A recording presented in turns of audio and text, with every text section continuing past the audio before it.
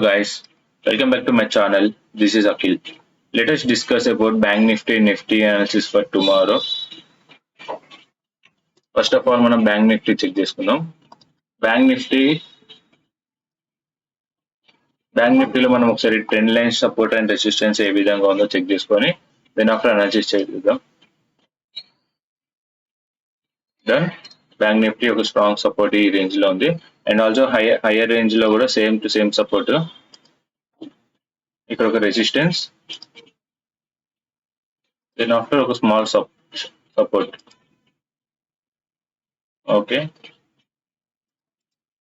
Okay done. Market లో first of all మనం bank Nifty రేపు ఏ విధంగా అనాలిసిస్ చేయాలి, ట్రేడ్ ఏ విధంగా ఎంట్రీ ఎగ్జిట్ తీసుకోవాలని పాయింట్ చూద్దాం. ఇది ఈ రోజు కంప్లీట్లీ ఒక రేంజ్ లో మిడిల్ లో క్లోజింగ్ ఇచ్చింది. ఫస్ట్ ఆఫ్ ఆల్ మనం నెక్స్ట్ డే ట్రేడ్స్ అనేది ఏ విధంగా అనాలిసిస్ చేయాలి అనే పాయింట్ క్లియర్ గా చెప్తున్నా. ఇది ఒక హై, ఇది ఒక లో, ఇది క్లోజింగ్ అనే ఒక మిడిల్ లో ఇచ్చింది. పాయింట్ టు బి రిమెంబర్, ఎప్పుడైతే మార్కెట్ ఒక హై ఒక లో చేసిన తర్వాత అది క్లోజింగ్ అనేది మిడిల్ లో ఇస్తే ఆ నెక్స్ట్ డే కంప్లీట్లీ ఇదే రేంజ్ లో సైడ్ వే చేసుకుంటూ పోతుంది. ఏ విధంగా చెప్తున్నానంటే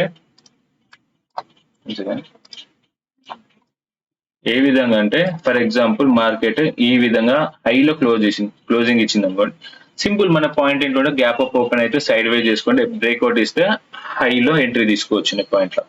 అదే గ్యాప్ డౌన్, అదే ఈ క్లోజింగ్ అనేది డౌన్ సైడ్ లో ఈ లెవెల్ లో క్లోజింగ్ ఇచ్చింది అనుకోండి, సింపుల్ ఇక్కడ మార్కెట్ కి ఈ విధంగా ఒక ఫ్లాట్ ఓపెన్ అయితే బ్రేక్ డౌన్ ఇస్తే pull back entry up down side లో ప్రిపేర్ అయి ఉంటుంది. కానీ ఎప్పుడైతే మార్కెట్ మిడిల్ రేంజ్ లో ఉంటుందో ఈ level completely no trading zone. ఎప్పుడైతే బ్రేక్ అవుట్ జరుగుతుందో అప్పుడే ఒక బ్రేక్అవుట్, ఒక పుల్ బ్యాక్, ఒక high entry. Same to same down side closing ఇచ్చి స్లో అండ్ స్టడీగా సైడ్ వే చేసుకుంటే ఇదే లెవెల్ కి వచ్చిన తర్వాత ఒక బ్రేక్అవుట్, ఒక పుల్ బ్యాక్, ఒక end pattern. Simple to simple points, ఓకేనా? సేమ్. సో అదే విధంగా మార్కెట్ క్లోజింగ్ మిడిల్ రేంజ్ లో ఇచ్చింది, అది ఈ లెవెల్ వరకు వచ్చిన తర్వాత ఒక సైడ్ వే చేసి ఒక బ్రేక్అవుట్ ఇస్తే బ్రేక్అవుట్ తర్వాత ఒక పుల్ బ్యాక్,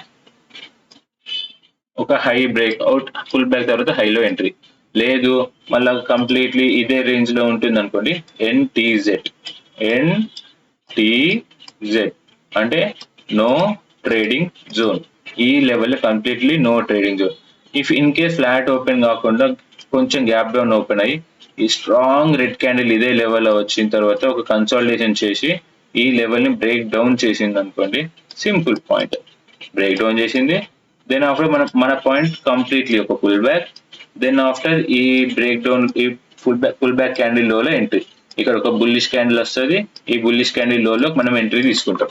సింపుల్ పాయింట్, ఓకేనా? Bank Nifty analysis very simple. Flat open అయితే no trade, gap up open అయినా no trade, gap down open అయినా no trade. Only break out or break down ఈ level complete అయిన తర్వాతనే entries తీసుకోండి, ఎందుకంటే completely middle లో క్లోజింగ్ ఇచ్చింది కాబట్టి. Done. Everyday same analysis, breakout or break down, then pull back, then after high or low entry. Nifty check support and resistance. నిఫ్టీలో మనకి ఒక డౌన్ బ్యాంక్ నిఫ్టీ మాత్రం కంప్లీట్లీ ఒక వెరీ స్ట్రాంగ్ స్ట్రాంగ్ సపోర్ట్ లెవెల్లో ఉంది, strong buying zone లోనే ఉంది. కానీ నిఫ్టీ మాత్రం కొంచెం బేరిష్ మోడ్ లో ఉంచింది. ఎలా ఉందో చెక్ చేస్తాము. ఇది స్ట్రాంగ్ సపోర్ట్ లెవెల్. ఓకే, ఇది ఒక స్ట్రాంగ్ ట్రెండ్ లైన్. ఇది కంప్లీట్ స్ట్రాంగ్ సపోర్ట్ తీసుకుంటుంది ఈ ట్రెండ్ లైన్ లో. దెన్ ఆఫ్టర్ ఇది ఒక previous day highs, then after ఒక సపోర్ట్, ఇది ఒక స్ట్రాంగ్ సపోర్ట్. మార్కెట్ ఏ విధంగా చేసింది ఇక్కడ కంప్లీట్లీ ఒక continue days 1 2 3 4 5 6 7 times, 1 2 3 4 5 6 7 8 times, 8 times ఒకే లెవెల్ ఒక ట్రెండ్ లైన్ ని కంటిన్యూగా హిట్ చేసుకుంటాం, మళ్ళీ పుల్ బ్యాక్, మళ్ళీ bounce back, pull hitting and pull up, hitting and bounce back, hitting and bounce back. Then after మళ్ళీ కంప్లీట్లీ ఒక సైడ్ వేజ్ బ్రేక్ డౌన్ చేసి ఒక సైడ్ వేజ్ చేసుకుంటే మార్కెట్ ఒక స్ట్రాంగ్ సపోర్ట్ లెవెల్ లో క్లోజింగ్ ఇచ్చింది. ఇది ఇప్పుడు ఈ విధంగా అనాలిసిస్ లో మనకి ఏమర్థమవుతుంది, ఇఫ్ ఇన్ కేస్ ఇక్కడ కంప్లీట్లీ మళ్ళీ సైడ్ వే చేసుకుంటూ ఒక బ్రేక్ డౌన్ చేసింది అనుకోండి, సింపుల్ టు సింపుల్ ఒక pull back down side huge sell off up to ఈ లెవెల్ వరకు ఫస్ట్ టార్గెట్. ఎందుకు ఈ విధంగా అనాలిసిస్ చేస్తున్నాం అంటే మార్కెట్ ట్రెండ్ లైన్ ఫార్మేషన్ లో ఒక ఈ విధంగా ఫార్మేషన్ చేసింది అనుకోండి, ఇది అప్సైడ్ ట్రెండ్ లైన్ లో మార్కెట్ స్లో అండ్ స్టడీగా అప్సైడ్ చేసుకుంటే ట్రెండ్ లైన్ ఫార్మేషన్ లో అప్ సైడ్ వెళ్ళిన తర్వాత బ్రేక్ డౌన్ జరిగిన తర్వాత సైడ్ వే చేసుకుంటూ ఒక ఈ support and resistance support level కి వచ్చిన తర్వాత ఒక బ్రేక్ డౌన్ చేసారు. ఇది ఒక సిమెట్రిక్ ప్యాటర్న్ అనుకుంటా. దెన్ ఆఫ్టర్ ఒక పుల్ బ్యాక్ ఒక లో బ్రేక్ డౌన్ చేస్తే ఈ లెవెల్ వరకు టార్గెట్. ఇది ఒక ప్యాటర్న్. సేమ్ అదే పాయింట్ లో ఇది ఒక సపోర్ట్ ఒక ట్రెండ్ లైన్ దగ్గర సపోర్ట్ తీసుకుంటూ ఒక రేంజ్ ఫార్మేషన్ చేసింది. ఇది ఒక రేంజ్. ఓకే, ఎప్పుడైతే ఈ రేంజ్ నుంచి మనకి మార్కెట్ బ్రేక్ డౌన్ చేస్తుందో ఈ విధంగా బ్రేక్ డౌన్ చేసిన తర్వాత ఒక పుల్ బ్యాక్ ఒక లోలో ఎంట్రీ, ఇక్కడ ఒక area bullish candle. Then after compulsory market లో నిఫ్టీ మాత్రం బేరిష్ మోడ్ లోనే ఉంది. ఇఫ్ ఇన్ కేస్ ఓన్లీ ఈ బ్రేక్ డౌన్ చేసిన తర్వాతనే కంప్లీట్లీ బేరిష్ అప్ టు ఈ లెవెల్ వరకు టార్గెట్ 23,200 వరకు. డన్. మార్కెట్ లో బ్యాంక్ నిఫ్టీ బుల్లిష్ లో ఉంది, కాకపోతే ఏ విధంగా అసైన్ చేసుకుంటాం, ఇఫ్ మీకు సింపుల్ పాయింట్స్ చెప్తా. ఎప్పుడైతే మార్కెట్ బోత్ హ్యాండ్స్ సింపుల్ చెప్తా, టూ హ్యాండ్స్ క్లాప్ చేస్తే సౌండ్ వస్తుంది. సేమ్ అదే విధంగా bank Nifty both indices completely ఒకటే రేంజ్ లో ఉండి అప్ సైడ్ వెళ్ళే ఛాన్సెస్ హెవీగా ఉంటుంది, ఆ డౌన్ సైడ్ వెళ్ళే ఛాన్సెస్ హెవీగా ఉంది. ఈ పాయింట్ చాలా రిమెంబర్ చేసుకోండి. ఏ విధంగా అయితే బోత్ ఇండైసెస్ ఇక్కడ వన్ సెకండ్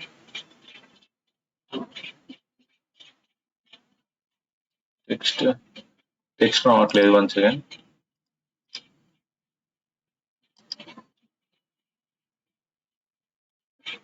ఏ విధంగా అయితే బోత్ ఇండైసెస్ ఒకటే రేంజ్ లో ఉండి break out or break down, both indices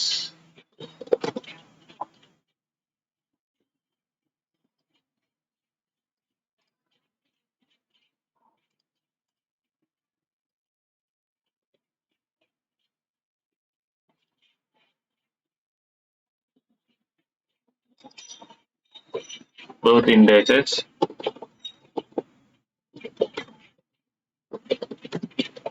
are at same range and break out or break down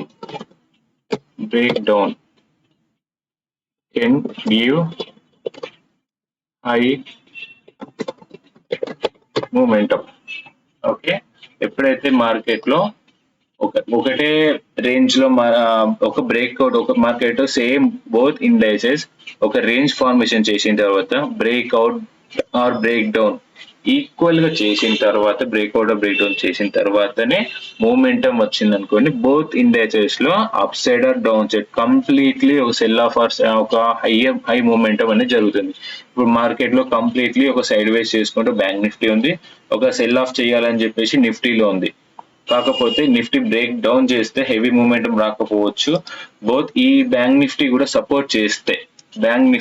support చేసుకుంటూ రేపు బ్రేక్ డౌన్ చేసుకొని స్ట్రాంగ్ బ్రేక్ డౌన్ చేసుకొని పుల్ బ్యాక్ ఇచ్చింది అనుకోండి, ఇది ఈ లెవెల్ వరకు టార్గెట్ తీసుకోవచ్చు. కాకపోతే ఇది సైడ్ వే చేసుకుంటూ డౌన్ సైడ్ లో క్లోజింగ్, నా ప్రొబాబిలిటీ అనాలిసిస్ ప్రకారం రేపు సైడ్ వే చేసుకుంటూ డౌన్ సైడ్ ఇదే లెవెల్ క్లోజింగ్ ఇస్తే నెక్స్ట్ డే మా ట్యూస్డే ఆర్ వెడ్నెస్డే కంప్లీట్లీ ఒక సెల్ ఆఫ్ జరుగుతుంది. సెల్ ఆఫ్ జరిగి కంప్లీట్లీ ఒక డౌన్ సైడ్ ఫాల్ జరిగే ఛాన్సెస్ ఉన్నాయని నా పాయింట్ ఆఫ్ వ్యూ అనేది, నా అనాలిసిస్ ప్రకారం. Just analysis. Same to same Nifty కూడా సేమ్. లేదంటే నిఫ్టీ బ్రేక్ డౌన్ చేస్తే బ్యాంక్ నిఫ్టీలో కంప్లీట్లీ గ్యాప్ డౌన్ అయ్యి ఫాస్ట్ గా సెల్ ఆఫ్ వచ్చేసి కంప్లీట్లీ ఒక డౌన్ సైడ్ ర్యాలీ వెళ్ళే ఛాన్సెస్ ఉన్నాయి. ఈ పాయింట్ టు బి నోటెడ్. నేను మళ్ళీ చెప్తున్నా, పాయింట్ కరెక్ట్ విని అర్థం చేసుకోండి. ఓకేనా? ఒక ఫిన్ నిఫ్టీ కూడా చెక్ చేద్దాం. ఫిన్ నిఫ్టీ కూడా సేమ్ అనాలిసిస్, దాంట్లో బ్యాంక్ నిఫ్టీ లానే ఉంటుంది as it is.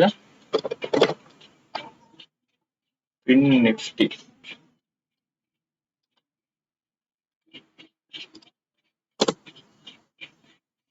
Fin Nifty. Okay, Fin Nifty కూడా సేమ్ టు సేమ్ అనేది. ఫిన్ నిఫ్టీలో కంప్లీట్లీ ఒక ట్రెండ్ లైన్,